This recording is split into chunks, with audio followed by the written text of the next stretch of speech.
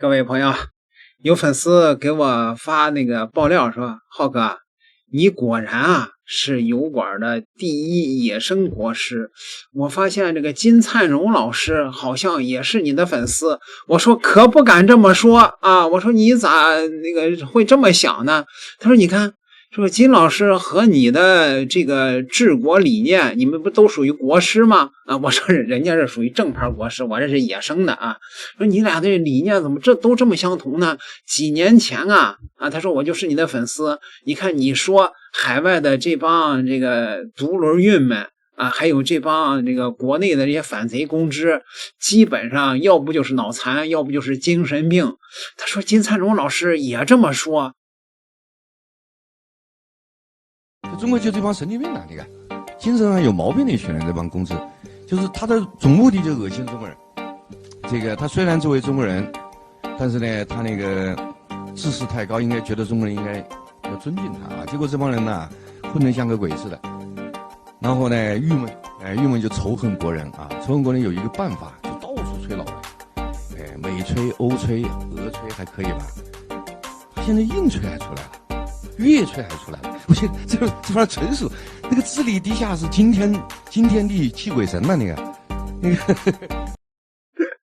是吧？这金老师和我是属于英雄所见略同因为客观事实就是如此，他们就是一群精神病，说的一点都没错。那个粉丝说，你看前2年的时候你给我们讲我说中国会出现人口危机，我自打出道的时候，那是在8年前，我就给大伙讲，我说中国肯定会出现人口危机这样搞下去的话是不行的我说中国呢以后肯定要从根本的政策上来进行转变。结果呢我讲完了以后，二孩政策也出来了是吧？有人说浩哥你这频道肯定中国的高层天天在关注。我说可不敢这么说你看金灿荣老师也说了中国人口危机。人口什么都没有了，没有人口不要说民族复兴，是民族存亡问题。所以人口问题其实是非常严重的。这个我知道现在的这个干部呢，因为他也被眼前的事儿压得喘不过气嘛，经济社会问题还有国际上的压制等等，喘不过气人口问题这样从长期来讲特别重要，但是它又不是特别紧迫。长期看，中国人口其实非常严峻，非常严峻联合国人口基金预测按照现在的人口生育率到本世纪末，我们的人口降到7个亿，跟现在那个基数是腰斩到了下个世纪，这个那就很少了，那就是民族存亡问题了。这个不是复兴，是存亡问题了，对吧？所以人口问题从国际战略的角度来讲很重要，从未来的趋势来讲非常严峻人口问题必须高度重视，现在就得动，要提到国家民族存亡的高度来看这个，而且得拿出根本的政策改变，而且是系统的改变，这个否则就来不及了。而且一旦错过某个时间点，它是无法逆转的。没有人口什么都没有。金老师确实是高瞻远瞩对于人口问题呢，我发现我的粉丝里也有很多人有误区这些人呢，可能是独身主义或者是丁克主义的那些人，他们有深深的误区，说中国需要那么多人干嘛呀那有上那个7、8亿人不就挺好吗？那这个人均占有的资源那不就上来了吗？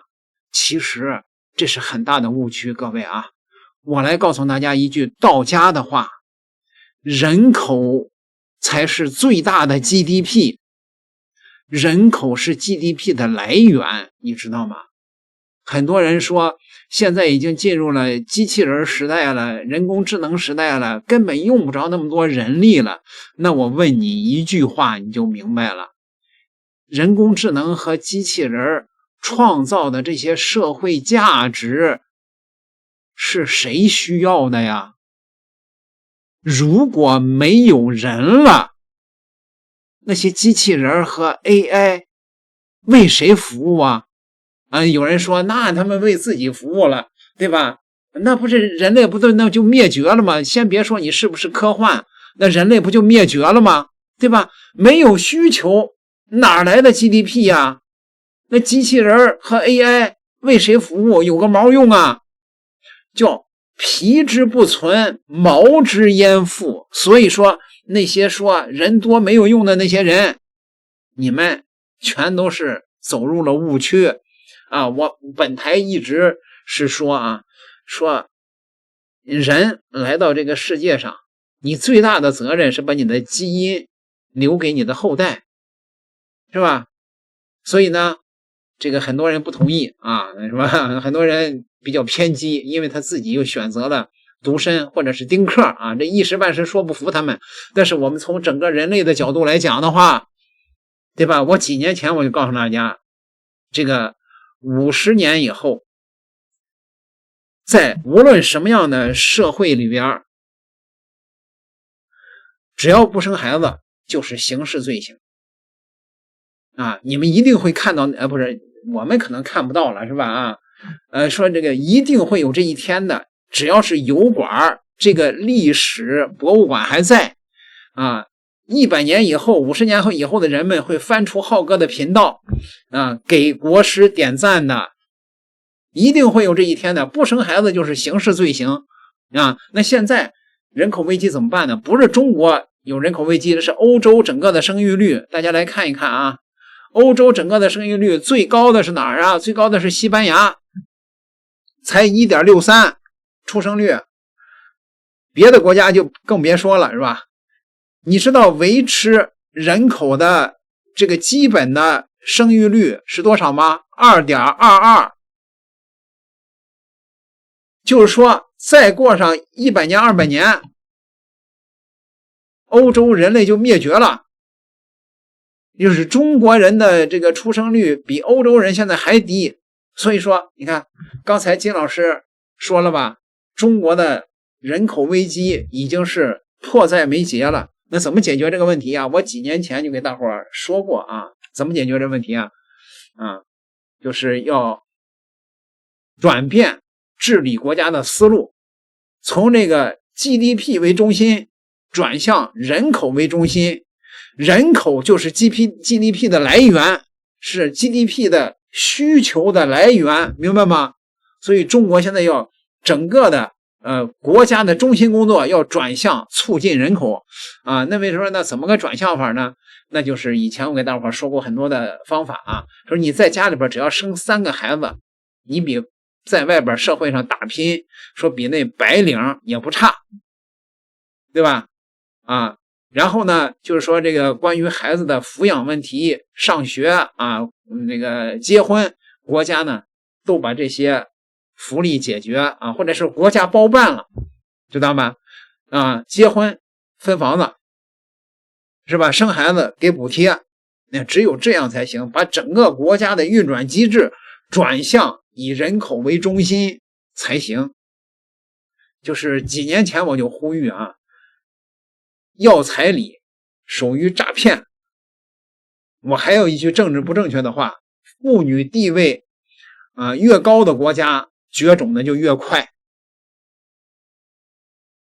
就是我说的那个不如现在就规定不生孩子就是刑事罪行，要尽快的立法要尽快的立法你看各位，你看我跟金老师我们这个看法这些问题上几乎都是相同的，是不是？好吧。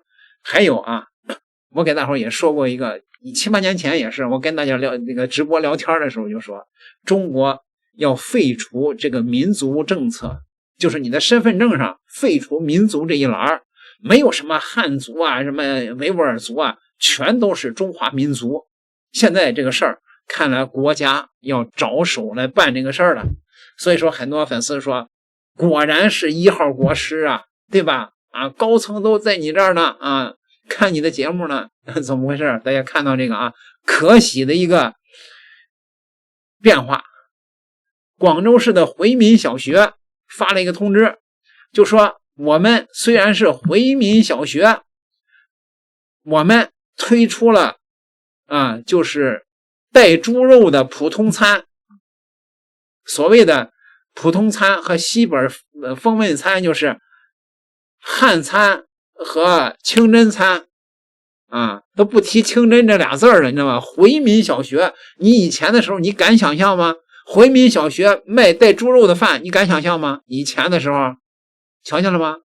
再看所有人为了更好的体现民族融合，增加共性，包容差异在原有的清真餐风味不变的基础上，增加带猪肉的普通餐食看见了吗？然后这个是最重要的，所有人刚开完会了，会议的内容达成了共识。根据国家政策，以后不称56个民族一家亲了，而统称中华民族。怎么样，朋友们？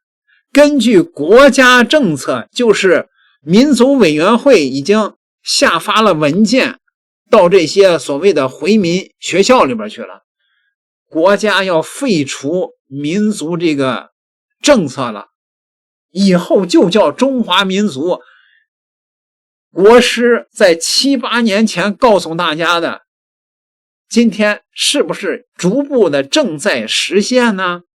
各位好吧，中国的智囊车载斗量，我这样的比比皆是，是吧？中华民族是有高人的。点个订阅，咱们下集再聊。